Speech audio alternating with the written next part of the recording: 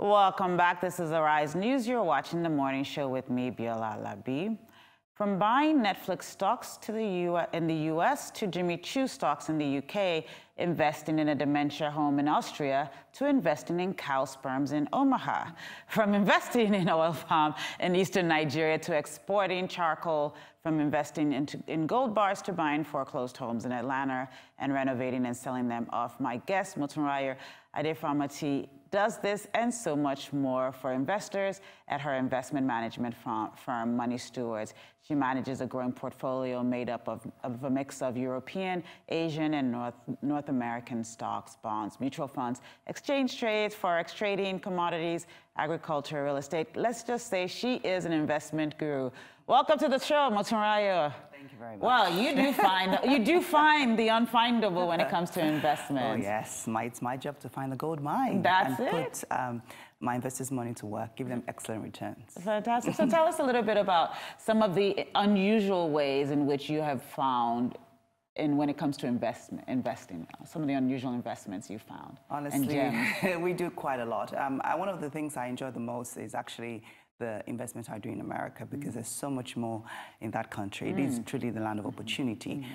We've invested in, foreclosed homes. Right now we're doing a brand new home in a gated community in Houston Heights. It's an upmarket part of Houston, and a four-story building. So we're providing funding as well. So we partner with a mortgage company to provide funds. So anybody who's wanting to invest in that, we're available. We also buy properties as little as $60,000 for clients. So people tend to think that you only get much more expensive properties in America. No, a cost of land in Aja can buy you a house in Atlanta. Unbelievable. Absolutely, and the yields are great. You can yield on rental income as high as 15%. One of the investors we did a flip for in Atlanta. In 6 months, we made 35% for him, and this is on the US dollar. So as long as you have the money, we're there to make it work for you. I'm very impressed. So, Motunrayo, just so people know that it's never too early to start, tell people sort of where and how you started investing from a personal perspective before you started to do it professionally. Okay, well, I studied in the UK, and after I finished my degree, I was really broke like everybody else. And it was tough to get a job at the time because, one, I'm Nigerian with an accent and a foreigner, and I was working in the legal space, which is very, white-dominated industry. And I needed money, so I volunteered in different places. And at the time, I found myself in a real estate company, and they were selling properties, and I got a brilliant idea that I wanted to buy a property. And of course, I started to apply for mortgages in several places. I was turned down. Eventually, I did get a mortgage, and I bought my first property. I was probably about 21 then, and it gave me nice income because it gave me, after all said and done, I used to make about £400 a month. Yes. So that was nice income, and I still actually, I think I sold the property years later and made quite a lot of money on the equity part of it. But so that's how I started, and yes, we acquired quite a few while I was in the UK. But 2007, 2008 happened, and some of the properties we repossessed. It's the story I like to tell people, that no matter what you are doing as an investor, you do make, if you're not making mistakes, the economy can turn on you. Yes, so when people say, realize you can't go wrong with... And that was basically, for those people watching that might not remember, that was when the global financial market there was a global financial market meltdown. There was a global financial market, and the property market tanked. And so we had issues there. But, like every investor, you should bounce back. Like every business person, you should. So when people say to me, you can never go wrong with real estate, I'll say proceed with caution. We have seen the flip side of it. And I always say this, real estate made Donald Trump a billionaire and a bankrupt. Yes.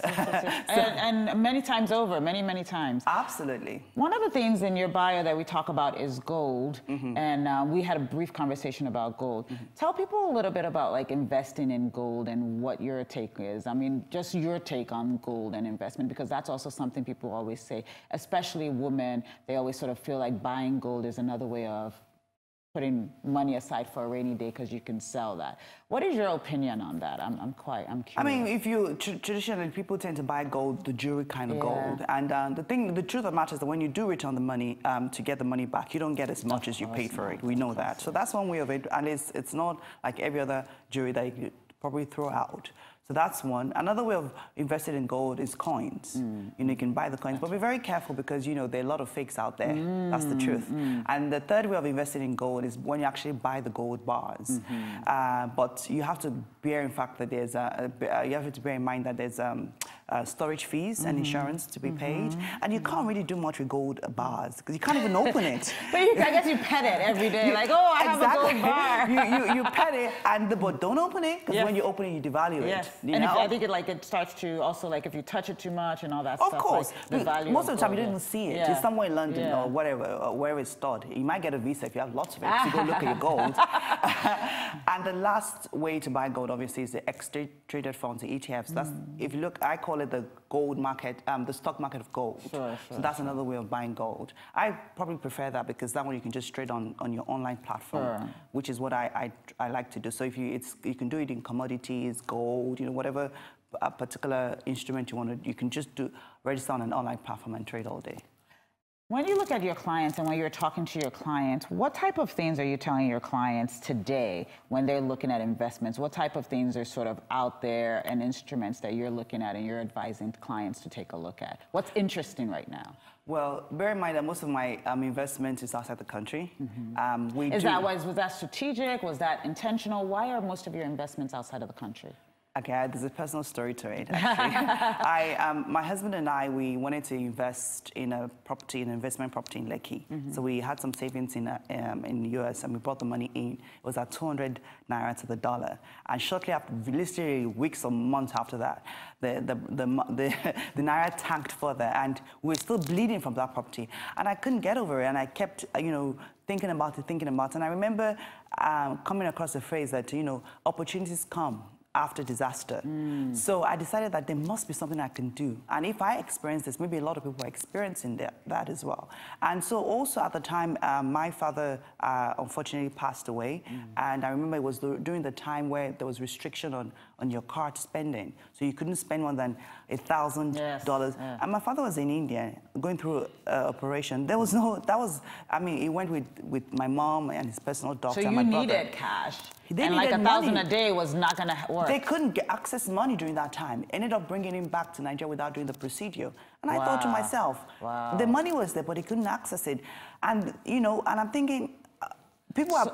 So just so people at home remember, that was when there was the CBN, there was a lot of CBN regulatory around how much banks could actually dispense because there was basically like a dollar shortage at that point. So even if you had dollars in your bank account, you couldn't actually withdraw it. You couldn't access it. Yes. You couldn't access there was a restriction. It was obviously... There was a restriction. And, you know, I remember going to the banks every day, trying to begging for my own money. And I thought, this is not right. There must be something we can do. And then I decided that, you know what, why don't I try and make the money in dollars, and that's when my research started. I'd invested in UK. I knew UK very well, but UK's property market is very different from that of America. So I booked a ticket to Atlanta, went there, put a team together, and came back and started to talk to one or two people, and that's how I started really. And I realized there was a huge demand there because a lot of people want to send their kids abroad. They realized that earning naira, it's not going to pay their school fees when they need it. When I went to university in England, it was about 80 naira to the pound. Now, even my parents had been saving for years, and I was about to go to university now. They couldn't afford it because now it's about 500. Like you said, the money you had saved before, like Tolu had said, the money you saved before and you put it somewhere, it's no longer the same value at the time you saved it. It's no longer the same value. So people have to learn that if you're going to have bills now or future bills in dollars and pounds, then you need to begin to earn in those you know, in those currencies. In those currencies, absolutely. Or else, by the time you need and you take your naira there, you know, situations happen. So it was born from personal experience, and I started I started Money Stewards, and we went on from there. Wow. And so people come to you because they want to invest abroad. Yes. And then do you do anything in Europe or just strictly US, UK? Well, most of my investors invest with me because of the returns. And I get them better returns in America. What type of returns are you talking about? A lot of returns. Well, what percent? I mean, are we talking 200%, 100%? I mean, I'm not a money dog. No, that's what I'm saying. I want them strict. I said, listen, it's an investment, so it could go either way. Yes. So you have to know what you're getting yourself into, and it depends on what the client wants. If you want stocks, I can't guarantee any returns to you. However, I typically return Let me just say the last one I cashed out probably was about 53% of the New York Stock Exchange. The market itself returned about 14%. So that's phenomenal in my world. That is very, very impressive. We've returned, on the property market, we've returned 35% over a 6-month period. But these are numbers that, on average, that we do. Depending, but I'm talking of the clients with large volumes to invest. Sure. So now you're talking about large volumes to invest. So people at home, like right now, the minute you said large volumes to invest, people at home are like, she's one of those people, forget it. Tell people though, like for how much, like how little, how big can you start with?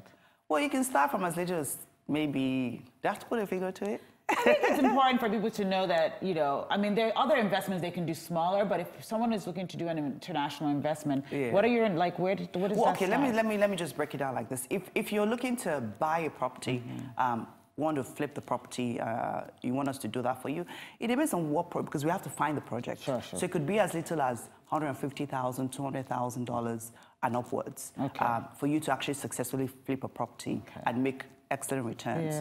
If you're talking about the stock market, then you can go in as $10,000. Okay. Because then that's, and then you can make I mean, returns. people are sort of, you can work your way up from there. Absolutely. And if you're talking about the products like maybe mutual funds or bonds, then similar entry level, but lower returns, obviously, because some of them, they're guaranteed products. So you're talking about 5%-ish, 6%, which is still phenomenal because generally in America, you probably get 1% at best. Fair enough. 0.1% is usually what you get. Even in Nigeria, most banks probably give you like 5-6%. So we kind of match it.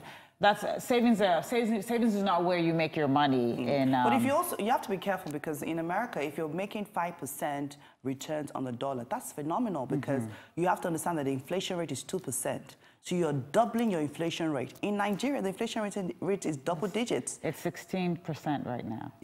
So at the end of the day, for you to equivalent to what you're making in America, you have to double the inflation rate. And so I always say to people, forget about the rates. Look at the inflation. What is the inflation of that country? And if we're doubling the inflation rate, we're doing excellently well. Okay. So now, I mean, I know we were talking earlier, and you also were talking about some of the venture capital stuff you're doing. Tell us a little bit about how you're working with that, how you're working in that space, and what type of investments you're doing locally. Because I know people are like, okay, she's doing all this stuff internationally. What is she doing locally? Tell us more about that. Okay, this is small businesses where I'm only interested in small businesses. When you say small businesses, like what is a small business for you? Well, small businesses that typically will never get financed in the bank.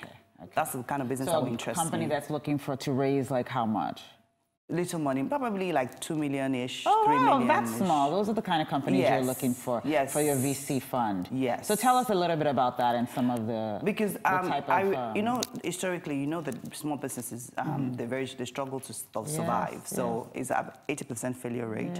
So I try to keep that very small. So with the small businesses, we invest probably 2 million, 1 million thereabout. I try not to go above 3 million naira. And do you guys provide any other services with that, like just sort of mentorship? Because also we provide, of course. I have to understand. You have to be part of that. Yeah, I have to be part of that. I'm not about to lose my investors' funds. They didn't pay me their money to lose it for them. So I make sure I look at your books and make sure to see what you're doing. I'll visit your I understand that they don't have the kind of structure that the big companies have, but we work with them. We work with them, and we don't take equity. We're just debt investors, and we get our money back after a short period of time. Okay, and I mean, with those type of VC investments, how long does it normally take for you? Very short, maybe 2 months, 3 months. Really? So you're really just providing gap financing in a way? That's what we're doing with that for now. We're looking, I think in the last quarter of the year, we're looking at something more substantial to up to a year. Depends on how our books and our investors take it on, but eventually, that's what we're looking at. We're looking at about a year out. We started actually with that, but it didn't quite work out, so we went to the shorter end. Well, what happened? Why didn't it work out? It didn't work out because the payments were not as. It could also be the choice of clients we had then. Some of them were going to logistics. So it didn't quite work out, So we said, okay, for very specific clients that we're very sure they can give us our money back, we'll do it at a short space of time with a smaller amount of money. And you do interest on that? Yes. Okay, what type of interest do you give people? As high as microfinance interest. Really? Yes. Okay, so you're still working that model into Yes, we're still working the model. Okay. I mean, the one I'd say our greatest strength is, and the reason why we went into VC was because people kept asking me, well, when I come home, I mean, I live here, and what are you going to do for the local ones? And I thought this is a way of, at least getting your feet wet, starting to understand it. Absolutely. Okay. When you look at your I mean, we're going to go on a break and bring Tolu, who was our guest earlier, and then when we come back, what I really want to do is focus on sort of what both of you think around women and investing, and the fact that there is quite a lot of education in the market now, and are we seeing that translate into more investments? Okay. So we're going to take a break now, and when we come back, we're going to talk more about that. Look forward to discussing that. It's time now for another break, but when we come back, there will be more from Motunrayo on investments, and Tolu, who was with us earlier. Don't go away.